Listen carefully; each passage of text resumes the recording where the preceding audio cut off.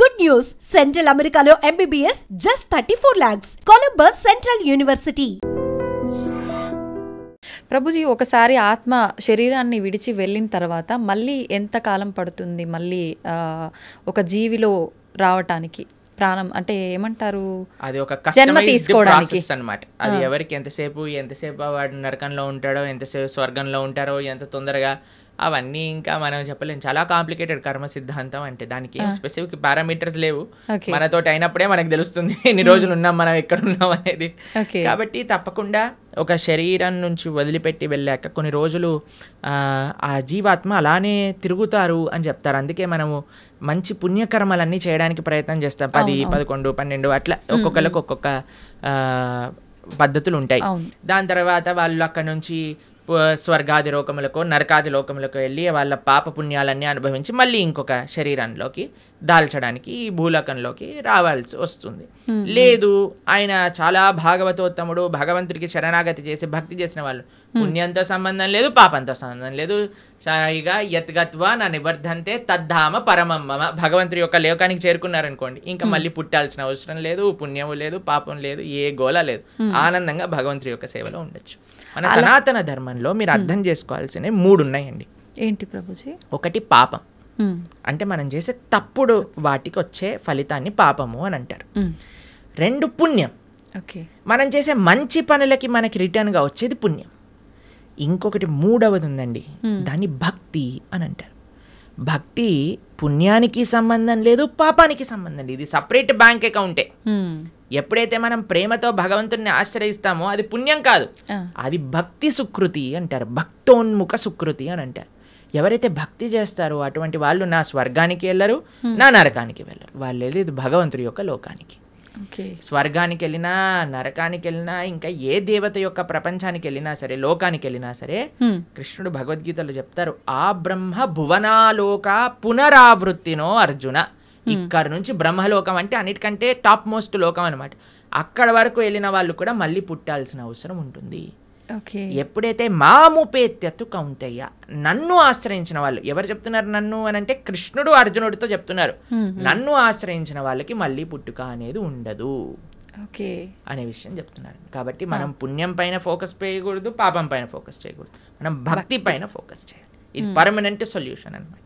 Okay Prabhuji, భక్తి వేరు, భగవంతుణ్ణి తెలుసుకోవడం వేరా ప్రభుజీ? 2 ఒకటేనా? భక్తి మార్గంలో మొట్టమొదటి అడుగు శ్రవణం, అంటే భగవంతుడి గురించి తెలుసుకోవడం. ప్రహ్లాదుని హిరణ్యకశిపుడు అడుగుతారు, అయ్యా నువ్వు స్కూల్కి వెళ్ళావు కదా, బోర్డింగ్ స్కూల్, హాస్టల్కి వెళ్ళావు కదా, ఏం నేర్చుకున్నావు అని అంటే, శ్రవణం కీర్తనం విష్ణు, శ్రవణం అని అంటే భగవంతుడి గురించి వినటము. భక్తి అంటే ఏదో పూజలు చేసేసి, ఇక్కడ నుంచి 1000 పూలు పట్టుకొచ్చేసి, ధూపాలు వేసేసి, నోములు ఇచ్చేసి, లక్ష పూలలతో పూజ చేసేసి, ఒక లీటర్ల అభిషేకాలు చేసి, ఇది కాదండి భక్తి అంటే. భక్తి అంటే భగవంతుడి గురించి వినటం. ఇది ఎవరు చెప్తున్నారు? పరమ భక్తుడైన ప్రహ్లాదుడు చెప్తున్నాడు. ఫస్ట్ ప్రాసెస్ ఏంటి?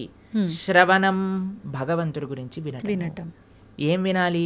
గీత, భాగవత, రామాయణ అసలు అన్నీ ఏదైతే భగవంతుడి గురించి చెప్తారో వాటిని వినాలి. శ్రవణం, కీర్తనం, దాని తర్వాత మనం చేయాల్సింది జపం.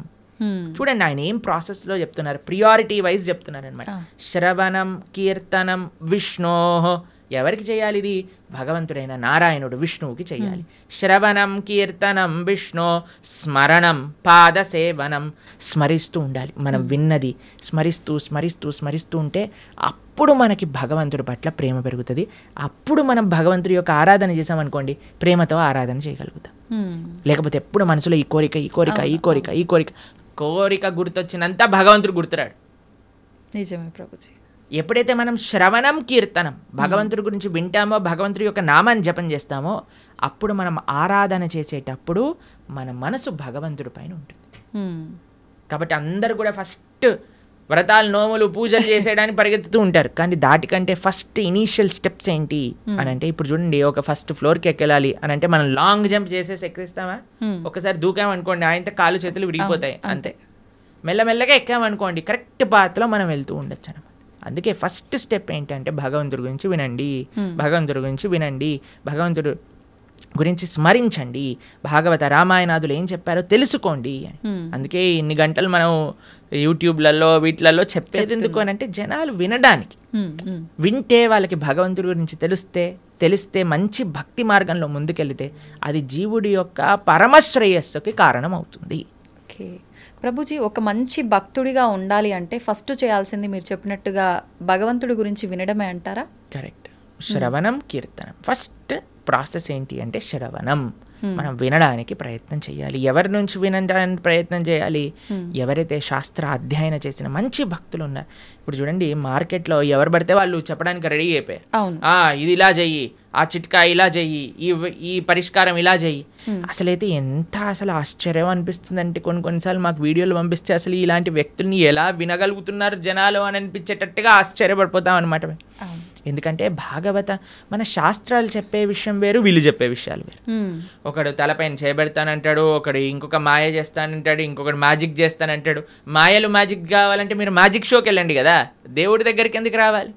ఆధ్యాత్మిక గురువు మాయలు, మ్యాజిక్లు, తంత్రాలు, యంత్రాలు, తలపైన చేయబెట్టాలు అవన్నీ చేయరండి.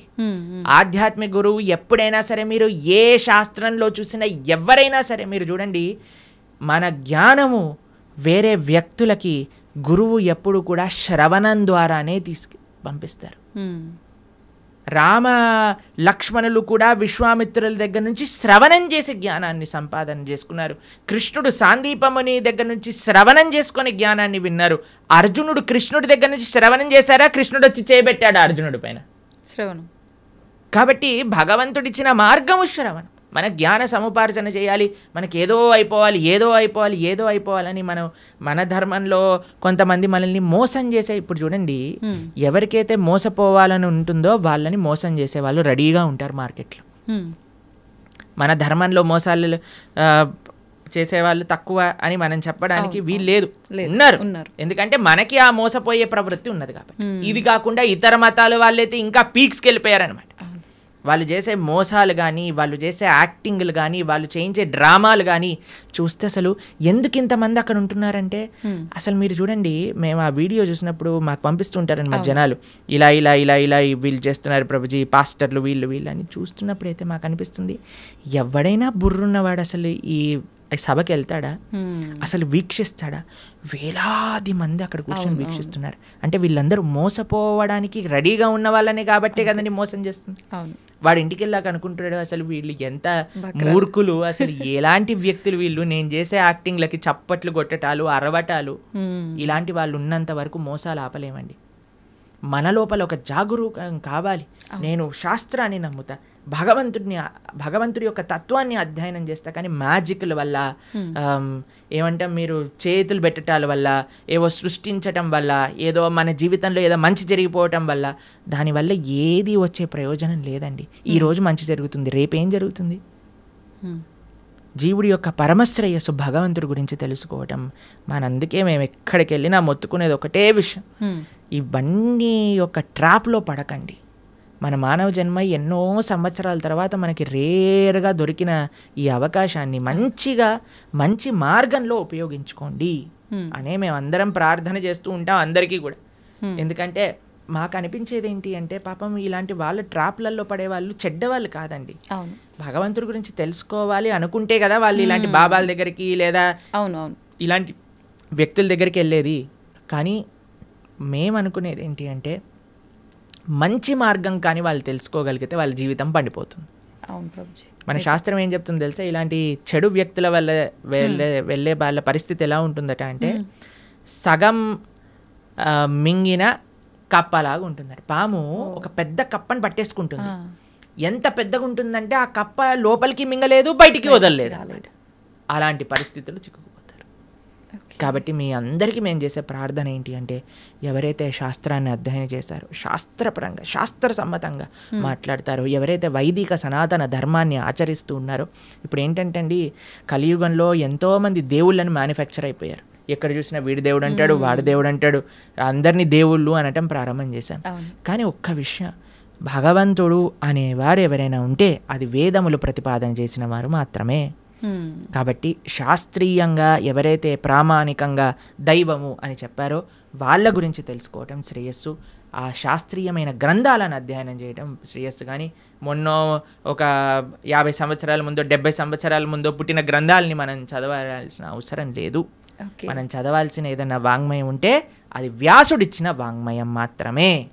అది చాలా ముఖ్యం. ఓకే ప్రభుజీ, మీరు చెప్పినట్టుగా అంటే వీటన్నింటినీ చదువుకుంటూ భగవంతుడి గురించి వింటూ అలా ఉంటే నిజంగా భగవంతుడి అనుగ్రహం పొందొచ్చు అంటారా? గుళ్ళకి పుణ్యక్షేత్రాలకి వెళ్ళకపోయినా కూడా భగవంతుడి యొక్క అనుగ్రహం పొందాలి అని అంటే భగవంతుడు చెప్పినట్టు నడుచుకోవాలి. మీకు ఒక విషయం చెప్తాను.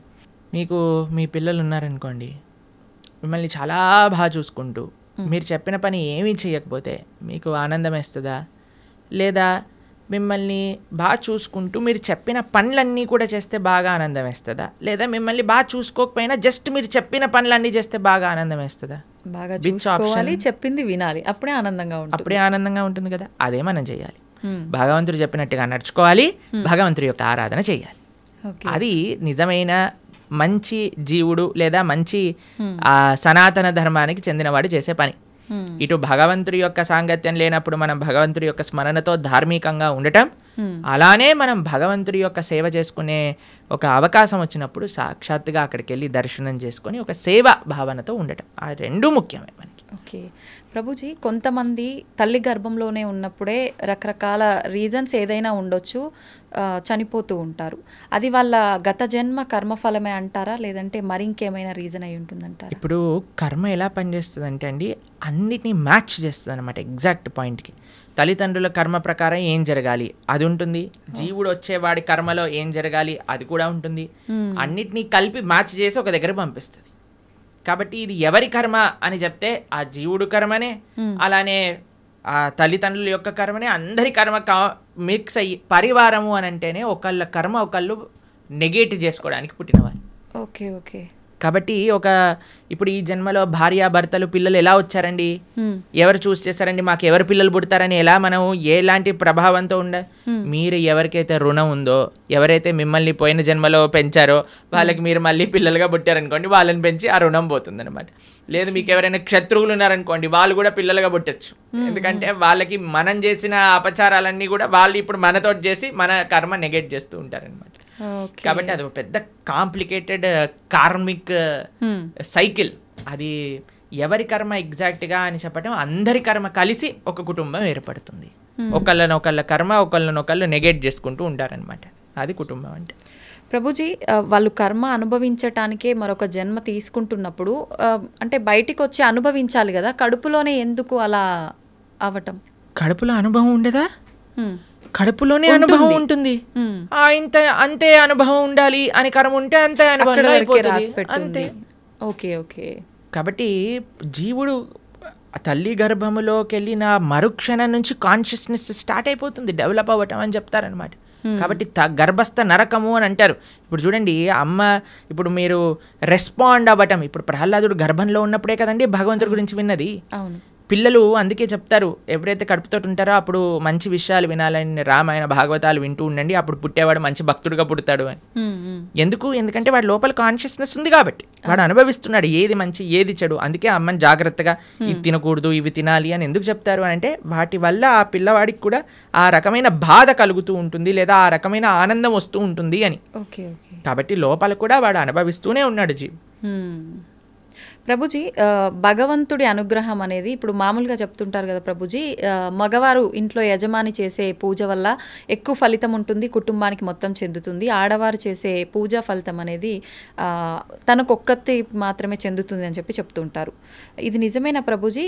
ఒకవేళ ఇది నిజమైతే చేసే పుణ్యంలో 50% భార్యకి చెందుతుంది, భార్య చేసే పుణ్యంలో నయా పైసా హస్బెండ్కి రాదు.